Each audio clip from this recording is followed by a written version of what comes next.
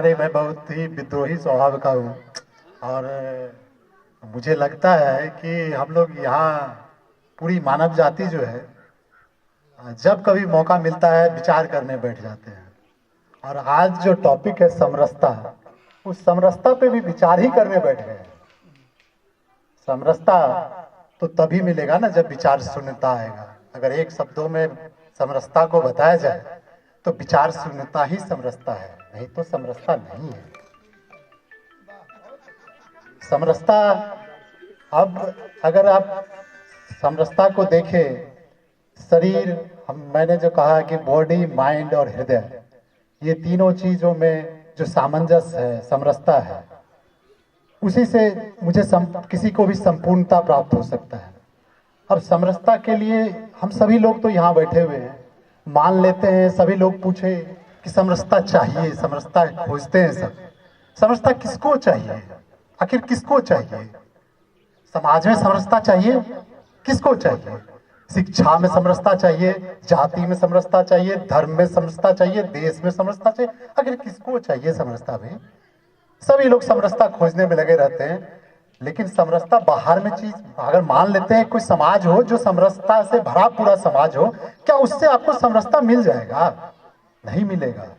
समरसता, अगर आप बगल से गुजर रहे हैं, किसी घर में देख रहे हैं, कहीं पे बहुत अच्छा घर देख रहे हैं, आपको भी मन होता है ऐसा घर बने, तो आपके अंदर में तो संघर्ष आ गया। कहां से आपके अंदर समरसता आएगा? ये समरसता बाहर में मिलने वाली चीज नहीं है जिसको कि हम लोग खोजने निकल पड़े। चलो समरसता कहाँ है? ये किसी सिक्के से, किसी कोई कॉइन नहीं है जिसे खरीदा जा सकता है समरसता। समरसता के लिए आपको तो पहला सीढ़ी है कि पहला स्टेप ये कि सो आपको टर्न मारना पड़ेगा और यू टर्न मारना पड़ेगा। आपको अपने अंदर झांकना पड़ेगा। बाहर में कोई समरसता तो है ही नहीं, जहां तक मुझे देखने में नजर आता है। बाहर में अगर आप समरसता को खोजें तो कहीं समरसता नहीं मिलेगा, अगर आपके अंदर समरसता नहीं है तो।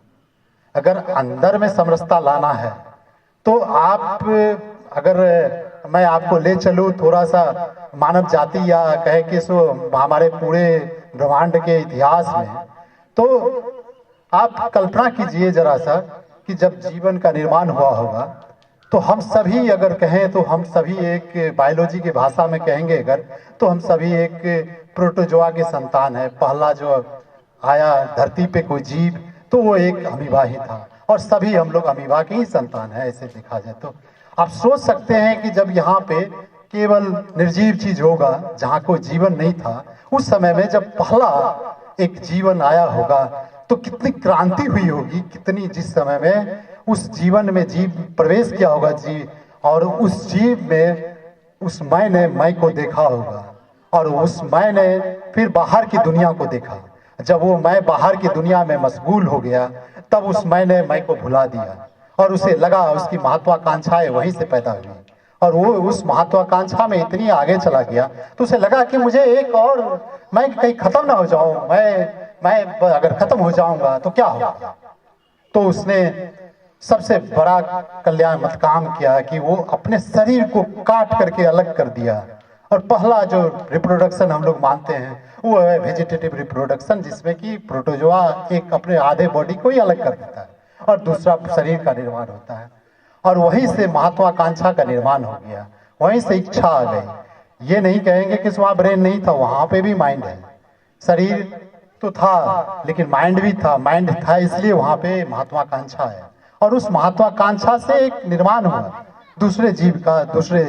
अब वहां पे देखिए, अगर इवोल्यूशन को देखिएगा तो एक ही जीव था, दूसरा जीव हुआ, और वो जीव था यूनिसेलुलर ऑर्गेनिज्म, एक ही कोशिका, एक ही सेल का। अब वहां से फिर बढ़ने लगा, मल्टी सेलुलर ऑर्गेनिज्म बना, और यहाँ पे जीवन ने पहली बार जो कहे कि सो फिजिकल बॉडी, यदि अगर बॉडी को हम फिजिकल एरिया मान लें तो वहां से ये मतलब उसने खेलना शुरू किया। वो नए नए एक्सपेरिमेंट करता गया, और वो फिजिकल बॉडी पे एक्सपेरिमेंट किया, और डिफरेंट डिफरेंट टाइप का बॉडी बना। शुरुआत में देखिए सारे जो जानवर है, शुरुआत में आप देखिए बड़े बड़े जीव है, डायनासोर है, ये तो शुरुआत में इतने बड़े बड़े जीव आए और सब लुप्त हो गए। तो जीवन ने देखा कि सोरे बड़े जीव बना करके ये झूठ मूठ का नहीं, मृत्यु को ढोए जा रहे हैं। तो उसने सारे जीव को धीरे धीरे करके छोटे छोटे जीवों में तब्दील किया। अगर आप प्लांट की हिस्ट्री को देखिएगा तो प्लांट में भी यही है कि शुरू में ही सारे जो मतलब पूरे हिस्ट्री को देखिएगा तो प्लांट जो है उसके फूल ऊपर लगते हैं। कभी आपने गौर किया कि फूल ऊपर लगते, जो सिर है वो यदि फूल ऊपर रहे तो रिप्रोडक्टिव ऑर्गन अगर ऊपर है तो उसका सिर नीचे है। और उसके बाद में एक्वाटिक एनिमल आया जो कि पैरेलली चल रहा है, एक्वाटिक एनिमल जो कि अब शरीर उसका इस तरह रहा। उसके बाद में ह्यूमन बीइंग आया जो कि इरेक्ट होता गया, धीरे धीरे वो इरेक्ट होता गया। तो अगर इस निगाह से आप देखिएगा तो सिर नीचे, वो भी साधना में लगा हुआ है, फिर ऐसे हुआ और ऐसे हुआ, इस तरह से वो ऊपर की तरफ आया। और धीरे धीरे धीरे धीरे देखिए, आप हाथी को देखिए, हाथी का दांत निकलेगा, मतलब हर चीजों में एक्सपेरिमेंट किया, कलर्स में एक्सपेरिमेंट किया, डिफरेंट डिफरेंट कलर्स लाए। उसके बाद में उससे वो निरस्ता आ गया कि भाई ये सब चीज तो कर लिया लेकिन इससे तो कुछ मजा ही नहीं आया जीवन को। तब जीवन ने सोचा कि चलो कुछ प्रयोग करते हैं मानव के माइंड पे, मतलब माइंड दे करके। और यहाँ से मानव एंट्री किया है। और अगर इसको शुरू से देखिएगा तो शुरुआत में होमोसेपियंस जो हम लोग कहते हैं, होमोसेपियंस से भी पहले बहुत सारे हैं। अगर चिंपांजी और होमोसेपियंस को अगर देखिएगा तो मात्र 1% जीन का अंतर है, लेकिन चिंपांजी और होमोसेपियंस में बहुत जमीन और आसमान का अंतर है। इसके लिए बहुत खुश होने की बात नहीं है क्योंकि होमोसेपियंस से बड़ा किलर जाति कोई नहीं है। इसको मैं सबसे ज्यादा जो मतलब खून फैलाया है ना, इसी ने फैलाया है। इसने सारे जीव को विलुप्त कर दिया, सारे पर्यावरण को खत्म किया। इसके लिए कोई गर्व की बात नहीं है कि इसको हम होमोसेपियंस है, और ये इसमें गर्व करने की कोई बात नहीं है क्योंकि सारे पृथ्वी को जो नष्ट करने के लिए जितने भी है, एक यही जाति है। देखिए कोई भी जानवर को देख लीजिए, क्या वो एक दूसरे को मारते हैं? हम लोग एक दूसरे को मारते हैं, और इतना मारते हैं, इतना कि जिसका कि तो कोई भी किसी भी जानवर से आप कल्पना कर सकते हैं कि कोई जानवर एक दूसरे को मारता है? नहीं, लेकिन हम लोग हजारों में लाखों में मारते हैं, और वो मारते हैं और मारते रहेंगे, ये है। और यही सच्चाई है हमारी। तो ये अल्टीमेटली आया ह्यूमन, अब आएंगे माइंड के ऊपर में। यानी बॉडी उसमें तो ग्रोथ किया, बॉडी आगे ले गया। अब आया है कि चलो जीवन ने कहा कि चलो माइंड पे थोड़ा सा है। अब माइंड पे अगर मैं माइंड को देखूं तो हम लोग अगर सिंपल छोटे छोटे बातों में आप देखिएगा, अपने आप को सोचिएगा तो हमारे पास में क्या है, मतलब माइंड में। एक तो जब हम माइंड दोहराते हैं तो केवल इमेज बनता है। आप खुद देखिएगा, क्योंकि मानिए मैं तो जो देख रहा हूं, अगर आप नहीं देखिएगा तो आपके लिए नहीं होगा, वो मेरा ही पास रहेगा। कबीर ने कहा तो कबीर ने कहा ना, कबीर को मिला ना, आपको क्या मिला? आपको कुछ नहीं मिला, आपको कुछ मिलेगा भी नहीं। किसी को कुछ मिलेगा, किताबों में लिखा हुआ है, क्या हो गया कि ढेर सारे किताब में तो लिखा हुआ, आपको क्या मिला? उससे आपको कुछ नहीं मिलता है। और दूसरे के बातों को रिपीट करने से कुछ नहीं मिलता, वो रिपीट होता है, वो शब्द होते हैं, उस शब्द से कुछ नहीं मिलेगा आपको। और आप ऐसे ही चले जाइएगा, शब्दों को मेमोरी में डाल डाल कर रट करके दूसरे, इसको कहते हैं इंटेलेक्चुअल प्लेजर। मतलब अपनी बातों को बोले और सब सुने कि देखो उसने इसका बात बोला, उसने इसको बोला, और रट करके क्या कर लेगा? कुछ नहीं कीजिएगा। अल्टीमेटली इस तरह के विचार गोष्ठी होते रहेंगे। जिसको जो मिला हुआ उसने कहा। और आप सेकंड हैंड आदमी मत बनिए। सेकंड हैंड आदमी वही है जो दूसरे के शब्दों को कहता है। अगर हम आपको बोले कि मैं एक गिलास पानी पीता हूँ और पानी पी लिया मैं, और उसके बाद मैं टेस्ट को शब्दों में लिख करके बताऊंगा, क्या आप बता पाएंगे कि वो पानी का टेस्ट कैसा होता है? नहीं बता पाएंगे, क्योंकि पानी पीना पड़ेगा, खुद स्वाद चखना पड़ेगा, समरसता का स्वाद खुद चखना पड़ेगा, नहीं तो किसी को समरसता नहीं मिलने वाला है। इसलिए खुद उसमें खुद डूबिए। खुद कबीर ने कह दिया कि ठीक है अपने घर पहले चलाओ। अरे चलाना पड़ेगा ना खुद को, तभी ना मिलने वाला, नहीं तो नहीं होने वाला है।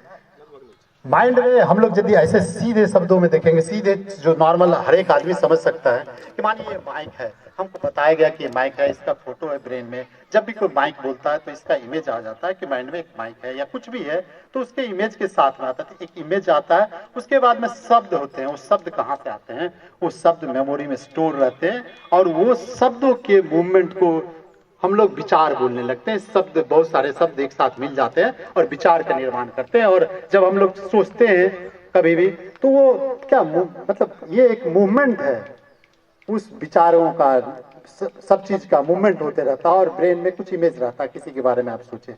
और माइंड में अब देखिए कि फीलिंग्स है, इमोशंस है, किसी के प्रति ईर्ष्या है, द्वेष है, खुशी भी है, कभी एक्साइटमेंट भी है, ग्रीडीनेस जिसको बोलते हैं कि ये बहुत सारे चीज माइंड में चलते रहता है, एक साथ चलता है। और अगर आप समरसता को अगर सिद्धांत के रूप में ही देखना चाहते हैं तो आप सिद्धांत के रूप में यही देख लीजिए, क्योंकि बहुत सारे सिद्धांत आइडियलिस्टिक बनाए गए। इस सिद्धांत से आपको भी नहीं मिलने वाला समरसता, क्योंकि सिद्धांत जो होता है वो शब्द होते हैं। किसी चीज का सिद्धांत है वो शब्द है, और शब्द सच्चाई नहीं है। आपको उसमें डूबना पड़ेगा, आपको समझना पड़ेगा। अगर कहते हैं कि सो लोग ठीक है ब्रह्मचर्य पालन करके सत्य को प्राप्त कर लेते हैं, अरे ब्रह्मचर्य पालन करने के लिए, सत्य को प्राप्त करने के लिए वो ब्रह्मचर्य में जा रहे हैं तो आप उससे भाग रहे हैं। आप उसकी सच्चाई को देखिए, उसको ऑब्जर्व कीजिए, बिना ऑब्जर्व किए हुए अपने आप को ऑब्जर्व कीजिए। यदि आप अपने विचार, अपने अंदर उठते हुए विचारों को ऑब्जर्व नहीं कर पाए तो आप खुद को नहीं जानते हैं, और जब तक खुद को नहीं जानिएगा तब तक आप क्या वो स्टेप आगे बढ़ ही नहीं सकता है। ये तो वही बात हुई कि एक आदमी घर के अंदर बेहोशी की अवस्था में अपना दरवाजा पीट रहा है, खोलो खोलो खोलो, और अचानक लाइट आया तो देखा कह रहे मैं तो घर में ही था। तो आपको पलटना पड़ेगा, आपको अपने अंदर घर में झांकना पड़ेगा, तब आपको दिखाई देने लगेगा कि ओ मैं तो यही था। तो सबसे पहले यहाँ हम लोग जितने लोग बैठे हैं, तो हम लोग के दिमाग में हमेशा यहाँ बैठे भी होंगे, लेकिन दिमाग में कहीं कहीं से बात आ रहा होगा, और वो जरूर आ रहा होगा, वो नॉर्मल बात है, नेचुरल बात है। तो पहले चीज है कि आप अपने आप को अपने शरीर में तो डालिए, तब ना आप कुछ कर पाइएगा। शरीर में डालने के लिए बहुत पहले से ही कहा गया है, बहुत ये नया चीज नहीं है कि मानिए अपने सांसों को देखना, वहां से आप शरीर में घुस सकते हैं, शरीर में जाना पड़ेगा। पहली चीज है कि शरीर में आइए, शरीर में आइएगा तब जाकर के आप अपने आप को ऑब्जर्व कीजिएगा। शरीर में आइए और उसके बाद में अपने आप को ऑब्जर्व कीजिए, तभी जाकर के ये समरसता है। अब ये इसको मतलब इसको अगर पाने के लिए अगर आप आने जाने आगे बढ़ने लगते कि चलो भाई मैं एक खींच दूं कि इस रास्ते से जाना है तो वहां पे पहुंचा जा सकता है, नहीं भाई कोई रास्ता उसका नहीं है इसके लिए। ये रास्ता, आप रास्ता से वहां नहीं पहुंच सकते हैं, क्योंकि वो फिर मैकेनिकल हो जाएगा, फिर वो मैकेनिकल चीजों से आप वहां तक नहीं पहुंच सकते हैं, वो भाव उत्पन्न ही नहीं होगा। और अगर माइंड में देखिए, अगर ईर्ष्या है, ये सर ने बोला कि प्रेम को मैं हृदय से मानता हूँ। हृदय एक जगह है जहाँ की प्रेम और करुणा वहां पे उत्पन्न होती है। और हृदय का संबंध देखिए बायोलॉजी में कितना अच्छा है कि जब फर्टिलाइजेशन होता है तो फर्टिलाइजेशन के 15 दिन के बाद जो पहला ऑर्गन बनता है वो हृदय, पहला ऑर्गन है। और उस हृदय का काम है दूसरे को भोजन देना, वो ब्लड के थ्रू रास्ते दूसरे को भोजन देता है, और उसी से फिर ब्रेन या जो भी चीज डेवलप होता है वो उसी से होता है। तो हृदय ही जननी है एक तरह से, यही कहा जाए। और सारे रास्ते आपको हृदय को आप अलग नहीं कर सकते हैं। प्रेम और मोह में मैं थोड़ा अंतर करना चाहूंगा। मोह अलग चीज है, आपका ये है, आपका बच्चा है, मतलब उसके प्रति प्रेम है, पति है, पत्नी है, आपस में प्रेम, वो प्रेम नहीं है। पति पत्नी आपस में एडजस्ट करते हैं और कुछ नहीं होता है, वो एक एडजस्टमेंट होता है कि आप और हम हैं, वो आप एडजस्ट करके जीवन जीते हैं। और वो प्रेम उड़ेम वहां नहीं है। प्रेम अगर आपके अंदर नहीं है, आप संपूर्ण है, तभी प्रेम है, नहीं तो प्रेम नहीं है। वो सब जानते होंगे, आप भले डिनाई कीजिए नहीं हमारे अंदर प्रेम है, ठीक है, अपने गफलते में बनाते रहिए, लेकिन वो प्रेम नहीं है। अगर इन चीजों को आप देखते हुए, अगर जब तक आप इन चीजों को नहीं देखेंगे, महसूस नहीं करेंगे, महसूस करना सबसे अनिवार्य चीज है, महसूस करना पड़ेगा, जानना पड़ेगा। हार्मोनी, जैसे समरसता हार्मोनी है तो उसको डिसहार्मोनी, मतलब डिसहार्मोनी, समरसता को आप रास्ते से नहीं पहुंच सकते हैं। किस रास्ते से? आप केवल और केवल इतना कर सकते हैं कि आप जो डिसहार्मोनी है, जो समरसता नहीं है, उसको देखिए, समरसता खुद उत्पन्न हो जाएगा। अगर आप जिस हार्मोनी को नहीं प्राप्त करें, गलत जो चीज है उस गलत को देखिए, गलत चीज है वो सही अपने आप दिख जाएगा। सही अपने, यदि गलत को गलत बोलिएगा, समझिएगा, तो सही अपने आप प्रकट होगा। और अगर इसको एज ए डॉक्टर मैं बोलूँ, ठीक है कि समाज में सभी तरह के लोग होते, आखिर समरसता कैसे, मतलब कुछ तो लेवल हो कि कुछ तो करें, क्या करें। यदि खाने के बॉडी के लेवल पे देखेंगे अगर हम, तो खाने पे देखिए, खाना मैं समझता हूँ कि किसी आदमी को अगर मारना हो तो उसको बहुत खिलाइए, अच्छा अच्छा खाना खिलाइए, उसका मौत जल्दी हो जाएगा। मृत्यु का कारण भोजन है। भोजन ठीक है, भोजन एक सीमा तक ठीक है, लेकिन वो असली कारण मृत्यु का भोजन ही होता है। और भोजन जरूरी है कि उतना ही खाए जितना कि भोजन जरूरी है। आप लोगों ने एक शब्द सुना होगा ऑटोफेजी, हम लोगों में ऑटोफेजी एक शब्द है। ऑटोफेजी में कहते हैं कि ये बहुत पुराना है हिंदुस्तान के लिए देखा जाए तो। हिंदुस्तान में बहुत पहले से ही लोग उपवास करते थे, लेकिन अगर उपवास को देखें तो खाना नहीं खाना है, चलो एक दिन खाना नहीं खाया, लेकिन शरीर के लिए भी अच्छा है। शरीर के लिए एक उपवास, ऑटोफेजी में क्या करता है, यदि एक दिन आप खाना नहीं खाए तो शरीर में जितने सेल्स होते हैं, जो पुराने सेल्स होते हैं, उसको वो खा जाता है और उसी एनर्जी को खा करके और पूरा नया सेल्स का निर्माण होता है। लेकिन ये तो ठीक है, शरीर तक तो आपने देख लिया। अब ये बताइए कि माइंड में कहाँ से ऑटोफेजी होगा। मैं समझता हूँ कि माइंड में भी, शरीर का अगर खाना भोजन है तो माइंड का खाना क्या है? माइंड का खाना ये विचार है। हम लोग विचार करने बैठ गए, विचार विचार अगर शून्य कीजिएगा वही माइंड का खाना है। उपवास अगर विचार का उपवास नहीं लीजिएगा तब तक कहां से। और अगर आप एक दिन विचार का उपवास ले लीजिएगा तो आप देखिए कि कितने आप सुखी हो जाएंगे। मतलब विचार का उपवास जरूरी है, और ये खाली उपवास खाना नहीं खाने से केवल नहीं होगा। और बहुत चीजें मतलब अगर देखिए, बहुत प्रतीकात्मक चीज सब होता है। बहुत लोग समय चीज ह्यूमन सिविलाइजेशन में बहुत सारी प्रतीकात्मक चीज है। अब अंदर झांकना पड़ेगा। जैसे मुझे कभी पहले लगता था, कहानी सुनता था कि चलो शिव जी ने त्रिनेत्र खोला, कामदेव भस्म हो गए। मुझे लगता था कि बचपन में कहाँ से यहाँ से निकला, कामदेव भस्म हो गए। अरे कहाँ से कामदेव, कहाँ है कामदेव, भस्म हो गए। अरे ये अंदर का आंख है, अंदर की आंख खोला, अपने अंदर की वासना को भस्म किया उन्होंने।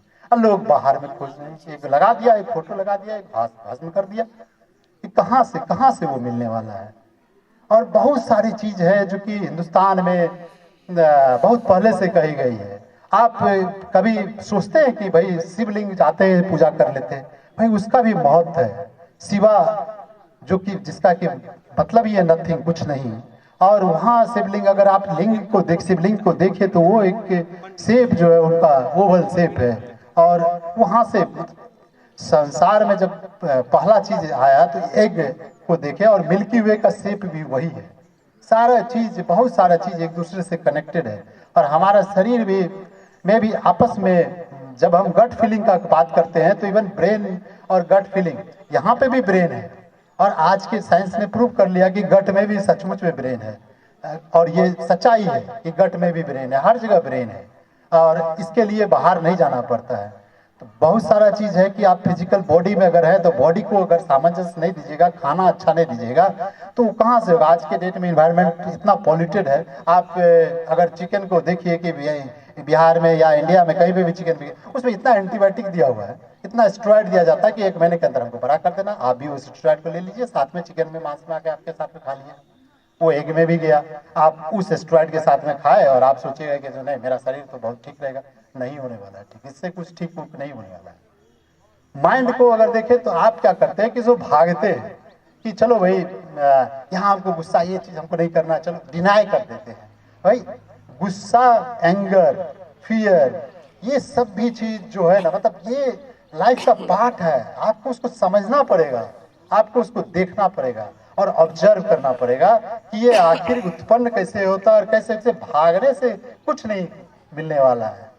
और ये नॉर्मल सा फॉल्ट है कि हमारी शिक्षा ही, मैं शिक्षा व्यवस्था का भी बहुत बड़ा विरोधी आदमी हूँ। ये जो शिक्षा हमारे यहाँ चलते आ रहा है, शिक्षा में करते क्या है, जब 5 साल के बाद बच्चा जो पहला स्कूल लेता है, सबसे पहले तो जब बच्चा, अगर आप साइकोलॉजी को देखें, ह्यूमन साइकोलॉजी को, तो बच्चा जब पैदा लेता है तो कुछ दिनों तक तो उसको मृत्यु का भय ही नहीं होता है। और बच्चा, मानव जाति का बच्चा सबसे निसहाय होता है। सबसे निसहाय बच्चा अगर मानव जाति का ही होता है। उसको डर लगता है कि अरे कैसे मैं जीऊंगा, कैसे, उसको डर लगता है। लेकिन उसका माइंड कहता है कि डरो नहीं, ठीक है। यहीं से संघर्ष उत्पन्न होता है। और हम बच्चों को क्या शिक्षा देते हैं? जब स्कूल जाता है बच्चा तो हम सिखाते हैं, उसको ट्रेन करते हैं, उसको एक नाम देते, नाम देना चालू करते हैं। बच्चा भी देखता है कि चलो एक नाम आया, उस नाम से उसको कहते जाते हैं कि तुम्हारा ये नाम है, तुम्हारा ये नाम है। उसके बाद में बच्चों को पढ़ाते, सब जाति व्यवस्था जो भी चीज़ आया है वो तो शिक्षा में ही हम घुसा करके उसको देते हैं, उस समाज से घुसा करके देते हैं उसको ट्रेन करते हैं। जब पैदा लेता है तो उस समय में नहीं रहता है, बच्चा को भी डर होता है कि मुझे तो जीना है, उसको लगता है, तो उसको लगता है तो वो क्या करता है, बच्चा डर में अपना एक नेटवर्क बनाना चालू करता है, जिसको कि मकर जाल ही बोलिए। कि वो सोचता है कि चलो बचाने के लिए मेरे माँ बाप है, मेरा समाज है, मेरा फैमिली है, फैमिली के बाद में हम सोचते हैं कि चलो मेरा जाति है, जातिवाद धर्म सोचने लगते हैं, धर्म के बाद में देश सोचते हैं, देश, ये देश मेरा है। लेकिन उस देश सब चीज बना लेते हैं, उस जाल के अंदर में अपने आप को बैठा करके सुरक्षित महसूस करते हैं। और वो सुरक्षा उसका जेल है, वो उसको समझ में नहीं आता। वो जो वहां बैठा हुआ है उसमें वो अपने आप को खो दिया है, उसमें उसका कुछ नहीं है, वो अपने आप को खो चुका है। इसलिए अगर समरसता को जरा सा के उसको खुद को अपने अंदर झांकना पड़ेगा। और ये मेरा कथन नहीं है, रमन महर्षि ने कहा था कि मैं कौन हूँ। अगर आप केवल मैं जाते जाते एक ही चीज कह दूं तो मुझे लगता है कि इस दुनिया का सबसे बड़ा मंत्र है मैं कौन हूं। अगर आप अपने आप से पूछिए मैं कौन हूं और उसके बाद शांत हो जाइए तो एक आंसर आएगा, आज नहीं तो कल आएगा। लेकिन आप पूछना तो चालू कीजिए कि मैं कौन हूं। आप पूछते ही नहीं, आप पूछिएगा तो जरूर आंसर आएगा। जिस दिन आंसर आएगा उस दिन आपको सब पता चल जाएगा। लेकिन पूछिए मैं कौन हूं, पूछिए। इसी के साथ मैं इसी प्रश्न के साथ मैं चाहता हूं कि आपके साथ ये प्रश्न चला जाए और आपके अंदर घुस करके प्रविष्ट कर जाए, और ये प्रश्न के साथ आप जाए यहाँ से लौट के।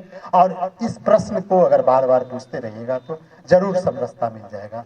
इसमें कोई दो बात नहीं है। धन्यवाद।